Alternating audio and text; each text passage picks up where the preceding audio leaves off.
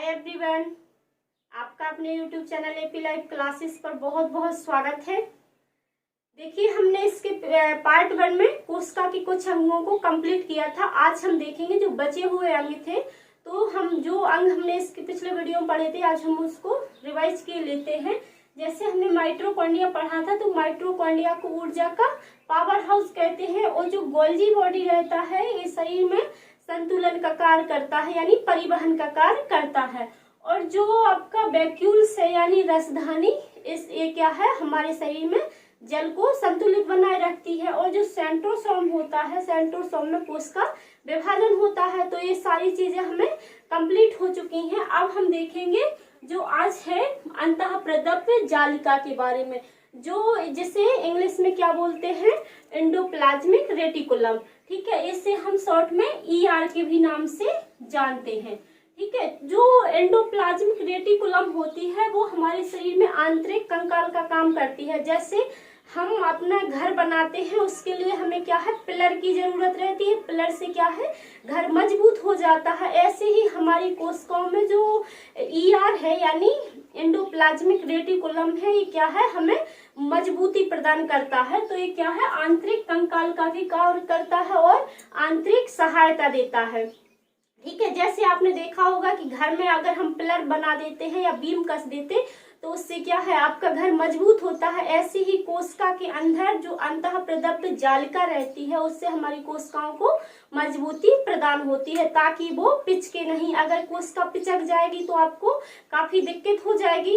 तो जो हमारा ER रहता है वो कोशिका को पिचकने से सुरक्षित रखता है। ठीक है, तो जो हमारा ER होता है वो 2 प्रकार की होती है। इसे 2 भागों में डिवाइड करते हैं। जो हमारा एक होता है, एक स्मूथ यानी चिकना, और एक साइड होती है आपकी रफ यानी खुरदरी साइड। जो आपकी रफ साइड है वहां पर क्या होता है, जो ये आपको छिद्र दिखाई देते हैं, ये होते हैं राइबोसोम। ठीक है, तो इस राइबोसोम की वजह से यहाँ पर क्या होता है, प्रोटीन का निर्माण होता। ठीक है, यानी रफ साइड जो राइबोसोम रहता है, इसमें जो रफ साइड होता है ये प्रोटीन का निर्माण नहीं करता। यहाँ पर राइबोसोम पाया जाता है इस खुरदरी सतह में। तो यहाँ पर राइबोसोम क्या है, प्रोटीन का निर्माण करता। और जो आपकी चिकनी सतह दी गई है, यानी चिकनी सतह में आप क्या है, यहाँ पर वसा और कार्बोहाइड्रेट का निर्माण होगा। जैसे आपने देखा होगा, जो चिकना पदार्थ रहता उसमें क्या है, वसा रहता है। तो जो मोटापा होता उसमें क्या है, ज्यादा अधिकांश मात्रा में वसा रहेगा। तो आपको ये तो क्लियर हो गया है। जो स्मूथ ER है उसमें हम क्या निर्माण करेंगे, इसमें आ जाएगा आपका वसा का। और जो रफ है, रफ में निर्माण हो जाएगा आपका किस चीज का, प्रोटीन का। इसमें वसा और कार्बोहाइड्रेट दोनों चीजों का हो जाएगा। ठीक है, तो अंतःप्रदव्य जालिका आपको क्लियर हो चुकी होगी। अब हम देखेंगे जो राइबोसोम रहता है। फिर हम इसके बारे में, राइबोसोम के बारे में देखेंगे। जो राइबोसोम होता है, राइबोसोम की खोज किसने की थी, पैलाइडे ने। ठीक है, राइबोसोम के जनक कौन है, पैलाइडे। ठीक है, जो राइबोसोम होता है, इसमें अभी हमने देखा कि राइबोसोम किस चीज का निर्माण करता है, प्रोटीन का निर्माण करता है। तो राइबोसोम को हम क्या बोलेंगे, प्रोटीन की फैक्ट्री। यानी राइबोसोम को किस चीज की फैक्ट्री कहा जाता है, प्रोटीन की फैक्ट्री कहा जाता। अब हम इसे देखेंगे, जो राइबोसोम है वो 2 कैटेगरी में बटा है। यानी हमने इसका विभाजन कितनी कैटेगरी में कर दिया है, 2 में कर दिया है। एक कर दिया है प्रोकैरियोटिक और एक कर दिया है यूकैरियोटिक। ठीक है, जो हम इसे देखेंगे, इसे हम क्या बोलते हैं, S से प्रदर्शित करते। तो इस S का मतलब होता है सेडिमिनेशन कोफिशिएंट। ठीक है, इसे हम क्या बोलते हैं, S को सेडिमिनेशन कोफिशिएंट। ठीक है, तो हम इसे 2 भागों में बांटेंगे। तो इसमें एक आ जाएगा आपका 70S का बाहर निकल के, और एक आ जाएगा 80S का बाहर निकल के। ठीक है, इसमें क्या है, जो प्रोटीन होता है वो एक 70S में आएगा और एक 80 में।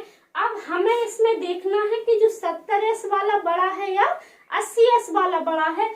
तो इसमें हमें देखना कि जो 80S वाला है, ये हमें इसको आकार से नहीं देखना है कि जो हमारा आकार में देखने में बड़ा हो तो वो हमारा बड़ा होगा। इससे हमें क्या करना है, लिक्विड में यानी पानी में डालेंगे, जो पदार्थ जल्दी तली में पहुंच जाएगा यानी पानी में जल्दी पहुंच जाएगा, वो उसका वजन क्या होगा, भारी होगा। और जो आपका टाइम से पहुंचेगा यानी देर में पहुंचेगा, उसका वजन क्या होगा, हल्का होगा। तो इसमें आपका जो भारी है, तो भारी कौन सा हो जाएगा, यानी बड़ा हो जाएगा 80 का, ठीक है, 80s का। और जो 70s है वो क्या हो जाए आपका, छोटा हो जाएगा। तो आपका जो छोटा है वो पाया जाता है प्रोकैरियोटिक कोशिकाओं में, ठीक है। अब प्रोकैरियोटिक कोशिकाओं में क्यों क्या है, हमारा चैप्टर बहुत बड़ा है, तो इसके यूकैरियोटिक और प्रोकैरियोटिक अगले वीडियो में पढ़ेंगे। तो जो हमारा प्रोकैरियोटिक है, इसे हम सिंपल भाषा में समझ सकते हैं, जिसे स्कोपदर्शी की सहायता से यानी माइक्रोस्कोप के द्वारा देखा जाता है, ठीक है। यानी इतने सूक्ष्म कोशिकाएं रहती हैं कि इन्हें देखने के लिए माइक्रोस्कोप की जरूरत रहती है। और साधारण सी भाषा में बोल दें कि जो यूकैरियोटिक है, इसमें माइक्रोस्कोप की आपको देखने की जरूरत नहीं रहती है, एक्चुअली ऐसे ही दिख जाती है, ठीक है। तो ये तो समझ में आ गया है। अब राइबोसोम है, राइबोसोम आपको क्लियर हो चुका है। तो यहाँ पर जो ER है, हमने ER को भी कंप्लीट कर लिया है, और जो राइबोसोम है, राइबोसोम को भी कंप्लीट कर लिया। अब हमें देखना है जो केंद्रक यानी न्यूक्लियस के बारे में देखेंगे। जो केंद्रक होता है, तो केंद्रक यहाँ पर सबसे बीच में होता है, यानी न्यूक्लियस कहाँ होगा, बीच में। अब जब जो चीज आपकी बीच में होगी, वो सारी चीजों का क्या है, सारी कोशिकाओं का संतुलन बना के रखेगी। तो जो न्यूक्लियस है, इसकी खोज किसने की थी, रॉबर्ट ब्राउन ने की थी, ठीक है।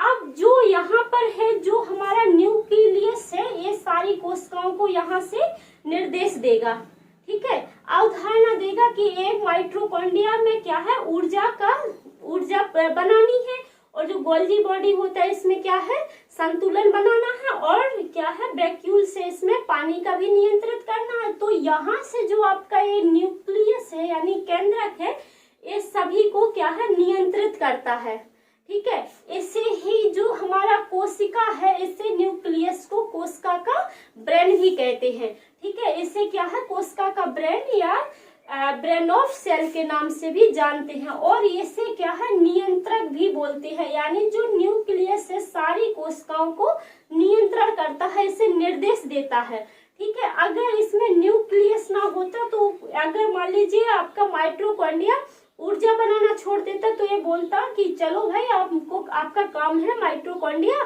की ऊर्जा बनाओ, तो माइटोकॉन्ड्रिया क्या है, ऊर्जा बनाएगी। ऐसे ही आपको यहाँ पर ER को ये निर्देश देगा।